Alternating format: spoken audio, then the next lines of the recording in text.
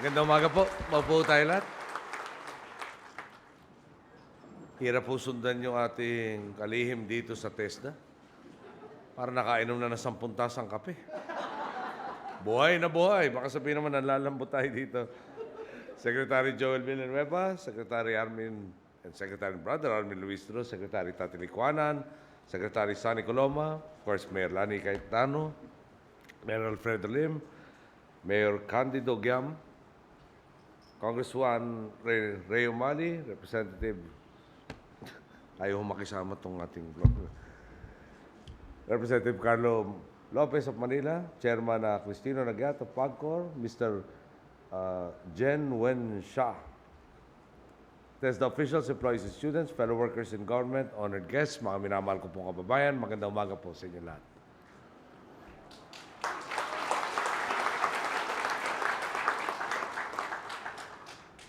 Palagay ko, karamihan ho sa atin ay namulat sa isang lipunan kung saan kailangan munang makatapos ng kolehiyo para masabing kwalipikado sa isang trabaho.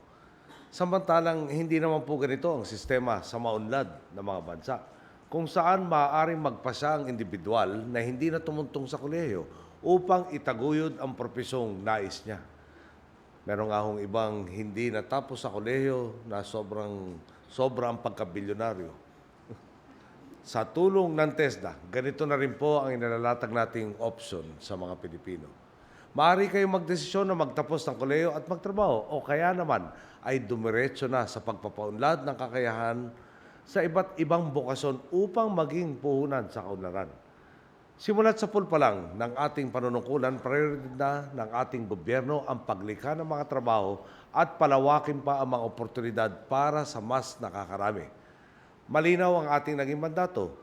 Linangin ang kakayahan ng mga Pilipino at tanggalin ang mga hadlang upang matamasa nila ang maayos na pamumuhay.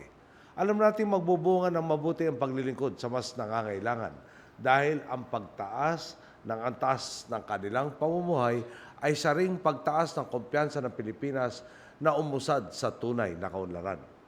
Ang pagtitipon nga po natin ngayong araw sa pangunguna ng TESDA ay isang konkretong patunay na binabago na natin ang mga lumang kaisipang nakasanayan sa lipunan. Sa pamumuno ni Secretary Joel Villanueva, bigay todo sa pagsiservisyo publiko ang TESDA upang mas maraming Pilipino ang mabigyan ng kakayahang makaahon sa kahirapan at mapaunlad ang kabuhayan. Tiwala tayong sa liderato ni Secretary Villanueva, walang wangwang sa TESDA, walang manlalamang at walang perang mapupunta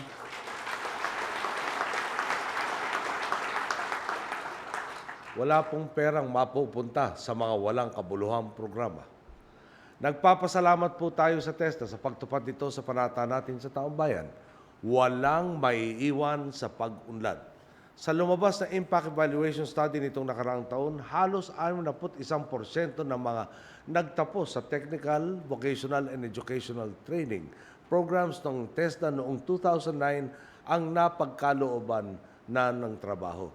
Siyempre po, kulang pa rin ho ng, ilan ngayon, Joel, malimat ko yata ngayon, 39% po ang dadagdagan natin ng pansin para makuha na rin po ng trabaho. Upang mabigyan ang iba ng pagkakataong makapaghanap buhay, inilunsad nga po natin ngayon ang TESDA Specialista Technopreneurship Program. Napakadali humbig kasi nun. Marami tayong maaakit sa programang yan. Sa programang ito, binibigyan natin ng kakayahan ng mga sertipikadong Pinoy upang matulungan ang kanilang komunidad at makapagtayo ng sariling negosyo.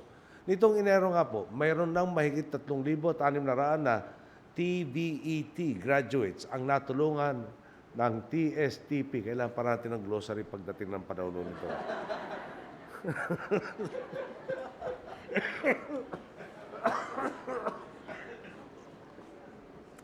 Kayo mga unang graduate ang inaasahan natin, mga kampanya para dumami ang sumama doon sa TVET at sa TPSP. At ipaliwanag na rin po nyo kung ano yung TVET, TPSP. Wala ho tayo dito bigla. Graduate po ako ng TVET. Ako, veterinary medicine siguro yan. Ganyan. Anyway po, sa sa pinamamalas na sipag at dedikasyon ng lahat ng kawani ng TESDA, kumpiyansa kung maaabot natin ang target ninyong magdagdag pa dito na mahigit 5,000, ito na naman po siya, TVET graduates ngayong 2012. Mahirap po talaga magsalita na mag-umpisa sa letrang T.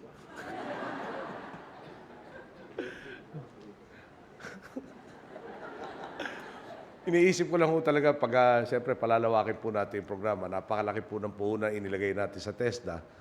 Tapos yung mag-aakit ka na mga sasali dito. Gusto ko mapanood yung unang mag-aakit kung paano niya pagandahin si TBET kasama ni TPSP. Yun lang po naiisip ko ngayon. No? Kakibat ang pagdiriwang natin ngayon ang pagkakaloob ng mga toolkit sa mga benepisyaryo ng TSTP.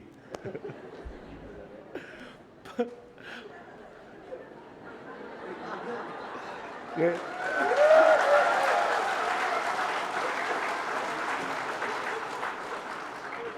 Lapit pa naman ho natin sa Valentine's. Baka akala na konektado yung TPSP sa Valentine's.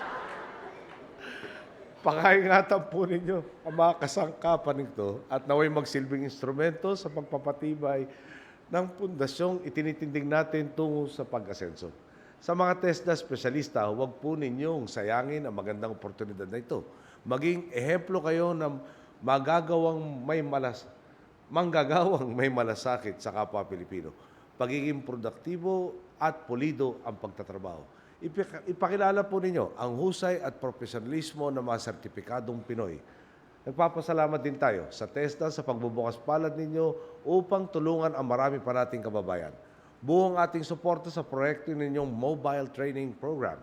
Sa programang ito na bunga ng public-private partnership.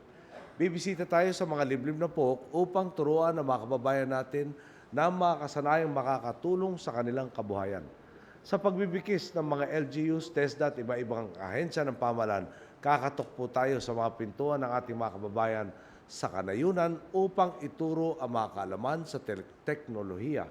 Ihanda sila sa mga sakuna at imulat sa mga inisyatiba ng technical, vocational, and education training. Sa ilalim po ng ating economic stimulus program, nagsalin tayo ng, konti lang naman pala, 500 milyong pisong pondo sa TESDA para sa pagsasanay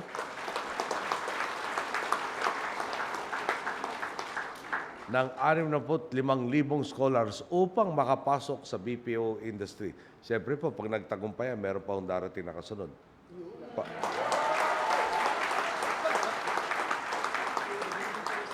At pag hindi naman nakakunot ang noon ni Secretary Abad. Maliban pa sa IT-BPO sector, puspusan din ang serbisyo publiko ng TESDA sa pagpapalakas na iba pang industriya sa bansa. Mula sa pagsasanay ng 9,000 mga manggagawa sa semiconductor and electronic sector at mahigit 1,000 kabataan at manggagawa sa telecommunication sector, hanggang sa pagpapaunlad ng kasanayan ng mahigit 2,000 out-of-school youth sa construction trades. Mula sa pagkakaloob ng mga sertifikasyon sa 55,000 public utility vehicle drivers hanggang sa pagsasanay ng libo-libong mga retailer. Pinapatunayan ng inyong tanggapan na maaasahan kayong katuwang ng pamahalaan sa paglilingkod sa interes ng taong bayan. Buong bansa din tayong nagpupugay sa inyong naging malaking kontribusyon sa relief and rehabilitation activities ng ating gobyerno upang matulungan ang mga biktima ng bagyong Sendong. Marami pa pong matatagumpay na programa ang TESDA na kung iisa-isahin po natin ngayon ay baka abutin tayo ng araw ng mga puso, magagalit ang asawa ng ating Secretary General. Binabati ko rin po ang lahat ng bubuo sa TESDA sa pagkamit ninyo ng ISO certificates sa program registration at assessment and certification. Patunay lamang ito sa epektibo ninyong pagtatrabaho at sa pangingibabaw na integridad sa pagtupad ninyo sa inyong mandato. Tunay nga pong malaki ang ginagampanang papel ng TESDA sa pagpapaunlad ng ating bansa. Hinuhubog ninyo ang mga individual na pundasyon ng pagpapatakbo sa mga industriya at pagpapaarangkada sa ating ekonomiya. Sinasanay ninyo ang mga nag-aasikaso sa mga makina, nagtatayo ng mga bahay at mga infrastruktura, nagpapaandar ng mga sasakyan at tumutugon sa iba't ibang pangangailangan ng komunidad. Kaya naman, hindi kayo dapat na maliitin o isang tabi sa lipunan. Doktor ka man, ininyero, mekaniko, karpintero, tubero, caregiver o kahit beautician man. Lahat ng mga ito ay marangal na trabaho na nagbibigay ng makabuluhang serbisyo sa mga Pilipino. Sa sipag ninyo at sakripisyo, gumugulong ang bansa tungo sa kaunlaran. At palagay ko, maasahan pa natin, magbabayad kayo ng tamang buwis, no? At hindi nyo kailangan ng dollar account.